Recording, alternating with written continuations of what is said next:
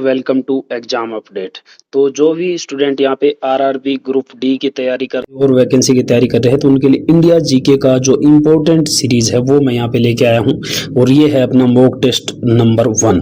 यहाँ पे मैं क्वेश्चन और 4 एमसीक्यू आपको दिखाऊंगा, उसके बाद आपको 5 to 6 सेकंड में है जो आपको आंसर गेस करना है। और अगर आप डेली एक हैबिट बनाते हो, डेली एक रोज टेस्ट ऐसा देने की, तो यहाँ पे मैं इंपॉर्टेंट वही क्वेश्चन लेके आ रहा हूँ जो कि पीछे के एग्जामों में पूछे जा सके हैं, जैसे आरआरबी ग्रुप डी है, 4th ग्रेड है और कई जो एसएससी है, उन कई भर्तियों में जो क्वेश्चन पूछे गए हैं वही क्वेश्चन है, तो वो मैं लेके आ रहा हूँ। इंपॉर्टेंट क्वेश्चन आपके लिए लेके आऊँगा। तो डेली एक टेस्ट आपको मिलता रहेगा। वीडियो पे नए हो तो चैनल को सब्सक्राइब जरूर कर देना और बेल आइकन प्रेस कर देना ताकि आपको है जो डेली एक वीडियो मिलता रहे। और वीडियो अच्छा लगे तो वीडियो को लाइक जरूर करना। चलिए फ्रेंड्स, यहाँ पे स्टार्ट कर रहे हैं। तो फर्स्ट हमारा क्वेश्चन है, भारत में द्वैध शासन की व्यवस्था पहली बार किस अधिनियम के तहत लागू की गई थी? द्वैध शासन की जो व्यवस्था है वो किस अधिनियम के तहत लागू की गई थी?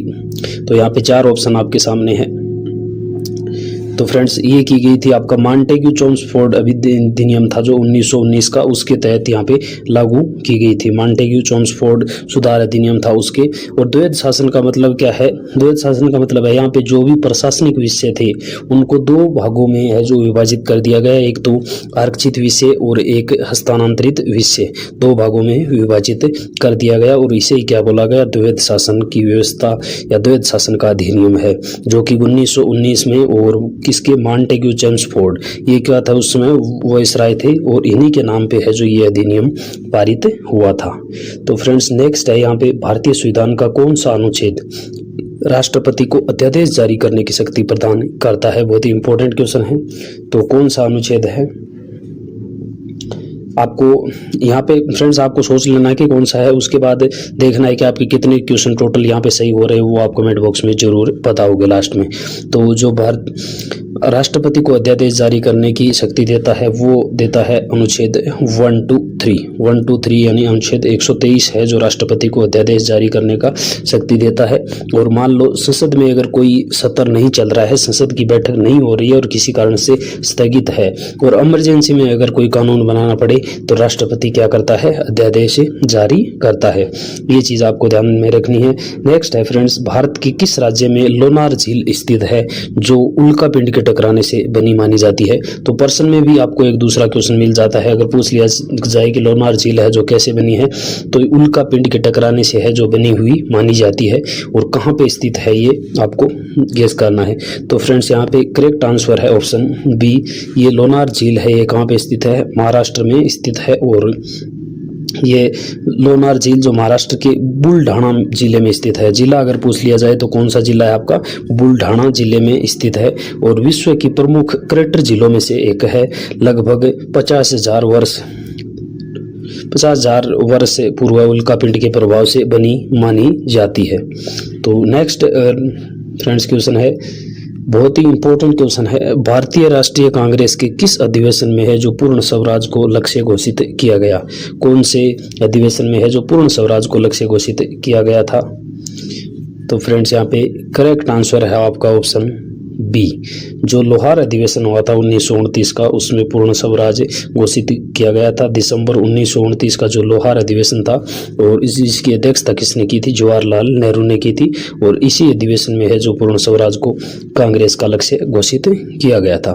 नेक्स्ट है फ्रेंड्स, सैडल पीक भारत के किस द्वीप समूह की सर्वोच्च चोटी है? सैडल पीक है वो किस द्वीप समूह की सर्वोच्च चोटी है? तो ऑप्शन आपके सामने है। तो फ्रेंड्स, करेक्ट आंसर है यहाँ पे ऑप्शन बी, अंडमान एवं निकोबार द्वीप समूह की सबसे जो सर्वोच्च चोटी है वो है सैडल पीक।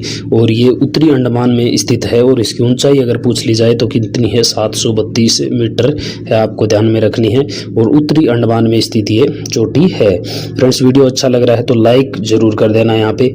और नेक्स्ट क्वेश्चन है, भारतीय संविधान की प्रस्तावना में समाजवादी और धर्मनिरपेक्ष शब्द किस संशोधन के द्वारा जोड़े गए? कई बार एग्जाम में पूछा जा चुका है। अभी जो एनटीपीसी का एग्जाम आपका हुआ था यूजी का, उसमें यहाँ पे पूछा गया था। तो भारतीय संविधान की जो प्रस्तावना में समाजवादी और धर्मनिरपेक्ष शब्द है वो कौन से संशोधन के द्वारा जोड़े गए थे? तो फ्रेंड्स, ये जोड़े गए थे आपके 42वें संविधान संशोधन में। करेक्ट आंसर यहाँ ऑप्शन बी है। 42वें संविधान संशोधन जो 1976 में हुआ था उसमें समाजवादी, धर्मनिरपेक्ष ये शब्द यहाँ पे जोड़े गए थे। और फ्रेंड्स अगर पूछ लिया जाए कि संविधान का मिनी संशोधन कौन से संशोधन को कहा जाता है, मिनी संविधान सॉरी, कौन से संशोधन को है जो मिनी संविधान के नाम से जाना जाता है, तो वो आपका कौन सा है, 42वां संविधान संशोधन।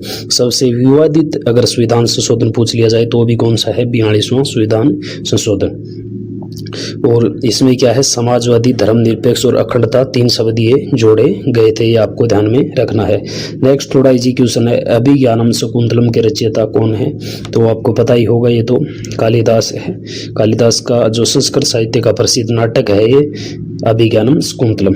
नेक्स्ट है इंपॉर्टेंट क्वेश्चन, भारत में प्रोजेक्ट टाइगर की शुरुआत है जो किस वर्ष से हुई थी। प्रोजेक्ट टाइगर की शुरुआत है जो किस वर्ष से हुई थी, यहाँ पे ऑप्शन आपके सामने है। तो फ्रेंड्स करेक्ट आंसर है जो भारत में टाइगर को बचाने के लिए है, जो 1973 में टाइगर की जो घटती संख्या थी उनको देखते हुए प्रोजेक्ट टाइगर की शुरुआत की गई थी 1973 में। नेक्स्ट है फ्रेंड्स, कई बार है जो एग्जाम में घुमा के यहाँ पे पूछा जा चुका है, भारतीय रिजर्व बैंक का राष्ट्रीयकरण कब किया गया। तो यहाँ पे डेट मैंने नहीं लिखी है, डेट भी दे देता है कभी कभी, 2 जनवरी 4 जनवरी ऐसे करके।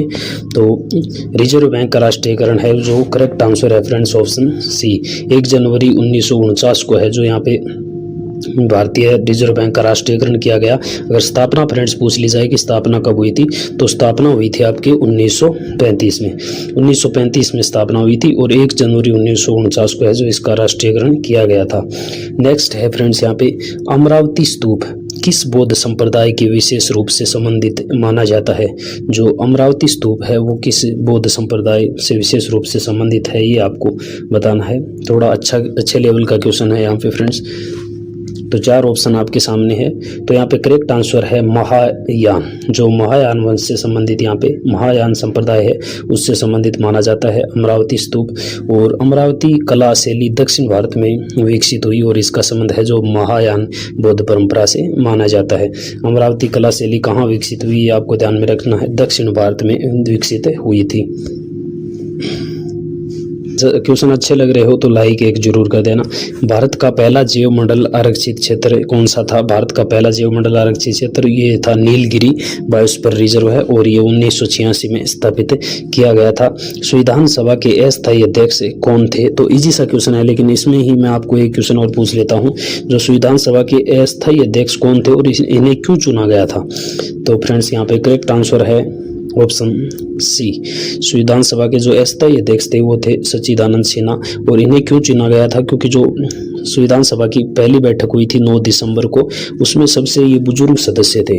जो सच्चिदानंद सिन्हा थे ये क्या थे, सबसे बुजुर्ग सदस्य थे और इसी कारण है जो इनको अस्थायी अध्यक्ष के रूप में चुना गया था और बाद में स्थायी अध्यक्ष है जो आपके डॉक्टर राजेंद्र प्रसाद को बना दिया गया। नेक्स्ट फ्रेंड्स इंपॉर्टेंट क्वेश्चन है, भारत छोड़ो आंदोलन के समय भारत के वायसराय कौन थे। भारत छोड़ो जो आंदोलन था उस समय भारत के वायसराय कौन थे। तो फ्रेंड्स यहाँ पे करेक्ट आंसर है ऑप्शन ए, लिनलिथगो, जो 1942 में हुआ था भारत छोड़ो आंदोलन और उस समय लॉर्ड लिनलिथगो है जो भारत के वायसराय थे। भारतीय संसद की संयुक्त बैठक है जो किस अनुच्छेद के अंतर्गत बुलाई जाती है। वेरी वेरी इंपॉर्टेंट क्वेश्चन है, किस अनुच्छेद के तहत है जो संयुक्त बैठक बुलाई जाती है। तो फ्रेंड्स यहाँ पे करेक्ट आंसर है आर्टिकल 108, जो अनुच्छेद 108 है उसके तहत संसद की संयुक्त बैठक बुलाई जाती है। और आपको वीडियो पॉज करके एक कमेंट में आंसर देना है कि संयुक्त बैठक है जो कौन बुलाता है, संयुक्त बैठक कौन बुला सकता है, ये आपको वीडियो पॉज करके कमेंट बॉक्स में जरूर लिखना है। तो नेक्स्ट है फ्रेंड्स, भारत की सबसे बड़ी मीठे पानी का झील तंत्र कौन सा है। सबसे बड़ा मीठे पानी का झील तंत्र कौन सा है ये आपको बताना है। तो यहाँ पे फ्रेंड्स करेक्ट आंसर है आपका ऑप्शन ए, वुल्लर झील है जो कश्मीर में, वो भारत की सबसे बड़ी मीठे पानी की प्राकृतिक झील मानी जाती है। नेक्स्ट है, सुरकोटदा पुरातात्विक स्थल किस राज्य में स्थित है। तो इजी सा क्वेश्चन है, सुरकोटदा क्या है, सिंधु घाटी का एक स्थल है और ये स्थित है आपका गुजरात में। गुजरात में स्थित सिंधु घाटी सभ्यता का एक महत्वपूर्ण स्थल है। और पूछ लिया जाए यहाँ से किसके अवशेष प्राप्त हुए, तो घोड़े के अवशेष यहाँ से प्राप्त हुए हैं। नेक्स्ट है यहाँ पे, भारतीय संविधान के किस भाग में मौलिक कर्तव्यों का उल्लेख है। तो मौलिक कर्तव्यों का उल्लेख है भाग 4A में, और वही है जो सेम मैंने बताया था 42वां संविधान संशोधन 1976 में जो हुआ था, उसी में है जो मौलिक कर्तव्य आपके जोड़े गए थे। मूल संविधान में अगर पूछ लिया जाए कितने मौलिक कर्तव्य थे, तो मूल संविधान में कोई मौलिक कर्तव्य नहीं था। 42वां जो संविधान संशोधन हुआ था 1976 में, और उसमें जोड़े गए थे 10 मौलिक कर्तव्य भाग 4A में, और अनुच्छेद पूछ लिया जाए तो आर्टिकल 51A में जोड़े गए थे। और वर्तमान में मौलिक कर्तव्य कितने हैं, तो वर्तमान में मौलिक कर्तव्य है 11।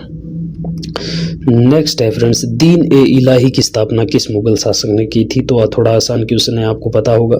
तो करेक्ट आंसर है यहाँ पे ऑप्शन सी, अकबर ने है जो दीन-ए-इलाही की स्थापना की थी, और 1582 में है जो विभिन्न धर्मों के समन्वय के उद्देश्य से क्या की थी, दीन-ए-इलाही धर्म की स्थापना की थी। 1582 आपको याद रखना है। भाखड़ा नांगल परियोजना है जो किस नदी पे निर्मित है, तो ये आपकी सतलज नदी पे निर्मित है, ऑप्शन सी यहाँ पे करेक्ट आंसर है। भारतीय संविधान की प्रारूप समिति के अध्यक्ष कौन थे, यहाँ पे इंपॉर्टेंट क्वेश्चन है फ्रेंड्स। जो प्रारूप समिति है, या इसको हम कह सकते हैं ड्राफ्टिंग कमेटी, ड्राफ्टिंग कमेटी का अध्यक्ष या प्रारूप समिति का अध्यक्ष कौन था, तो ये थे आपके doctor Bhimrao Ambedkar, option D यहाँ पे करेक्ट आंसर है। और 29 अगस्त 1947 को गठन हुआ था। प्रारूप समिति का गठन आपको पूछ लिया जाए तो कब हुआ था, 29 अगस्त 1947 को है जो प्रारूप समिति का गठन हुआ था, डॉक्टर भीमराव अंबेडकर की अध्यक्षता में। नेक्स्ट है फ्रेंड्स, नाट्य शास्त्र के रचयिता कौन माने जाते हैं, नाट्य शास्त्र के रचयिता तो ये माने जाते हैं आपके भरत मुनि। भरत मुनि है। नाट्य शास्त्र क्या है, भारतीय रंगमंच नृत्य और संगीत का एक प्राचीन ग्रंथ है, और इनकी रचना किसने की थी, भरत मुनि के द्वारा की गई है। और नेक्स्ट क्वेश्चन बहुत ही इंपॉर्टेंट है, भारत में पंचायती राज व्यवस्था को है जो संवैधानिक दर्जा किस संविधान संशोधन के द्वारा मिला था, तो हाल ही का जो NTPC का एग्जाम हुआ था UG का, उसमें ये क्वेश्चन पूछा गया था। भारत में पंचायती राज व्यवस्था को संवैधानिक दर्जा है जो किस संविधान संशोधन के द्वारा दिया गया था, तो फ्रेंड्स करेक्ट आंसर है आपका 73वां संविधान संशोधन 1992 में जो हुआ था, उसी में है जो पंचायती राज को संवैधानिक दर्जा दिया गया था। एक और इम्पोर्टेंट क्वेश्चन यहाँ पे फ्रेंड्स नेक्स्ट है, अंकोर वाट मंदिर का निर्माण किस भारतीय शासक वंश के सांस्कृतिक प्रभाव से जुड़ा माना जाता है।